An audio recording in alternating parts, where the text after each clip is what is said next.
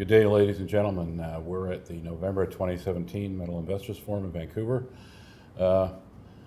I'm here with Mike Williams. He's the CEO of Vendetta Mining. Vendetta is sort of, the first company I really picked up to take advantage of this current lead zinc cycle. They're working on the Pegmont project in Australia. Do you want to give us sort of a capsule commentary on Pegmont? What attracted me to it was, the location, but also as things have evolved in the last year, the deposits, the look of the deposit has changed in a good way. Yeah. Can you kind of address that a little bit? Yeah, fair enough. We originally went to Australia for several reasons. Number one, it's a safe jurisdiction, right? And I think we take on enough risk in the mining sector, or I wasn't comfortable taking on political or permitting risk, number one. Number two was the infrastructure there, and we're in an area called Mount Isa, which is one of the preeminent lead zinc districts in the world. And so we're already at an advantage. If we did find something, the availability to make it economic was certainly magnified by the infrastructure, and there was already 5 million tons there, grading 9% that we'd put into 43-101, let's call that historic from previous drilling. Now, we were able to go in, and our original concept was, given the infrastructure, and by infrastructure, we've got smelters relatively nearby. In fact, right. The Mount Isa lead smelter is 5 hours by concentrate truck.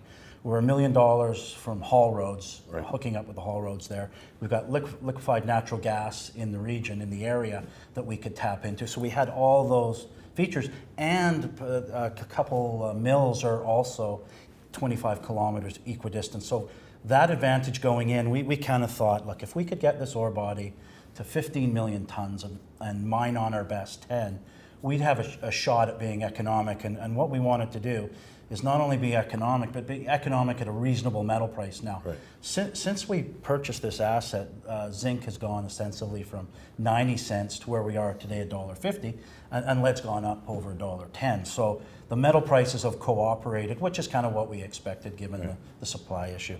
But what we kind of didn't expect is, we updated our resource. We're now at drilling like 20,000 meters this year, coupled with the previous 15,000 meters that we drilled. We put out an update in June, and we're 8 million ounces open pittable with a further 3 underground. Now you'd have to check our website for the breakdown between inferred and indicated. It's approximately 6 and 2 on the open pit component, 4 and 2. But what it does now, we've gone from thinking we're going to be largely an underground operation to, I think the majority looks like going forward, if the previous resource is anything to go by, is going to be open pittable. Right. And the goal now is to get to 10 million open pit, and then the future underground development would be the blue sky. Right. But I could see, we will get, I believe, to 5 million tons underground shortly, whether it's this year in this update coming in January, or whether it's next year remains to be seen, but we'll be relatively close to that. And we were using 90-cent lead and 95-cent zinc, so it stress tests really well. Right. So when we go to PEA, which will be next year, I think the numbers, if you base it on this year's drilling, which on average has been 25% higher grade than historically has been hit, and we've added tons because some of those, actually a lot of those holes have been outside of the old resource calculation. Right. So we'll be coming with more tons. Things are looking very positive there. And you've drilled a lot too. You're still a mid-program. There's a lot of drill hole reporting to come in the near future, right? Yeah, we're going to have about 90 drill holes, and I think we've released 45. So we've got quite a few to come. And I'm always cognizant of the zinc price, and yeah. We've talked about a zinc market, and I think you and I have had this discussion for 24 months. Yeah. We are in that zinc market, and we're in a lead market. We need to put our foot on the pedal, so we felt we needed to be aggressive. Right. We needed to demonstrate the economics of the ore body sooner than later, and that's what the infrastructure really did. Without that, it would take us probably another 36 months to get to the point where we could say to the market, look, I think given these current prices and what we use as our base case, this is a robust ore body, and I think we're there. And you're feeling strongly enough about Pegmont now that I mean, I think, for me, as a newsletter writer, the shares that I own, and I'm pretty sure for you guys too, the preferred end game is somebody comes and just buys the whole thing, but part of the reason for the infrastructure is there are nearby operations where, in theory at least, if one of those guys is buying it, they're not building another mill, they're just moving the stuff. But you're thinking now that this thing, like, it's looking really strong where it could stand alone if that's what it came to.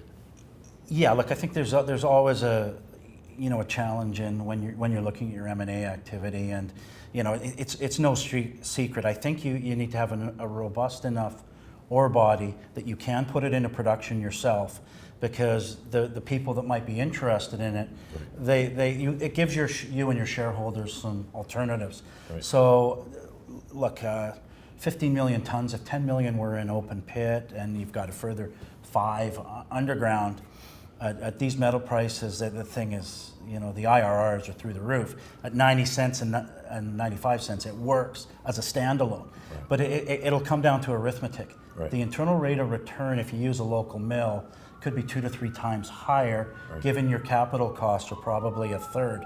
Right. I'm thinking, I hope they don't think that's from something we said.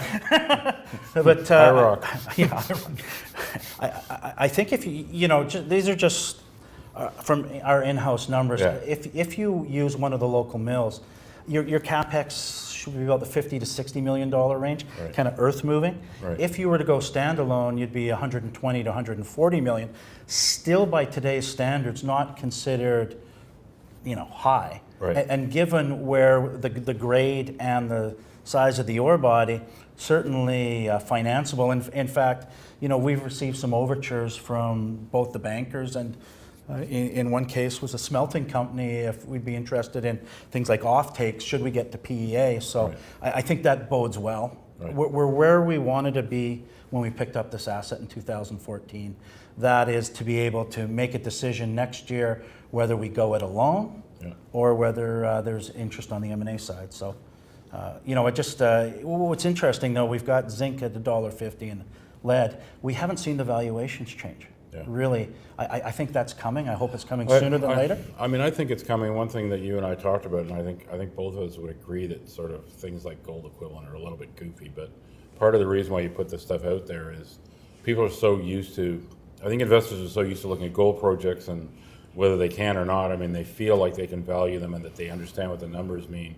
Just as an intellectual exercise, looking at today's prices, these lead to zinc rates for, say, the open pit. I mean, if that was a gold deposit, what would the grade look like? If it was a gold deposit, and this is my forward-looking statement of this interview, if it was a gold deposit, that would equate to, we're probably between 7 and 8 grams 7 and 8 grams, or 7 and 8% lead zinc. That would equate to 5-gram ton ore body at 1.5 million ounces. If we were at 10 million tons. Right. Now, I think given this year's drilling and what we have, 10 million tons is certainly on the horizon. If you include the underground, we'd be a 2 million ounce or 2.2 million ounce gold deposit with average grade. Open pitable would be 5 grams, and with an underground component, probably 7 or 8. Yeah. So, fairly robust. Bearing in mind, Eric, if you recall, in 2010, I sold a 1.5 million ounce ore body to Kinross that wasn't as far along as Pegmont is for 139 million. Now, I'm not saying those numbers equate, but it gives you an idea of something on the valuations. Yeah. You know where I stand. I think there's a lot of upside, and you're getting there fast. You guys have accelerated things. I expect the next 6 months to be pretty exciting ones for Vendetta, and I've already stuck my neck out saying I don't think you're going to be around late 2018. Yeah, I can't comment. You can't comment on that. That's my statement, not his. Look, there's been some overtures made. I think one of the reasons we liked the zinc space was we felt with the closures coming that we were going to be in a lead zinc market, which we are. But number two is there's just not a lot of stories that I think will take advantage of this current cycle. Right. Now, I think they can take advantage of the upcoming cycle, and that's when the prices maybe pull back a little bit, but the average price we use is a lot higher Right. than historic. So, but for right now, I think we're in the right time in the right space. I think that's the perfect summation right there. Yeah, thank you. Thanks very much, Mike. Yeah, thanks for having me on.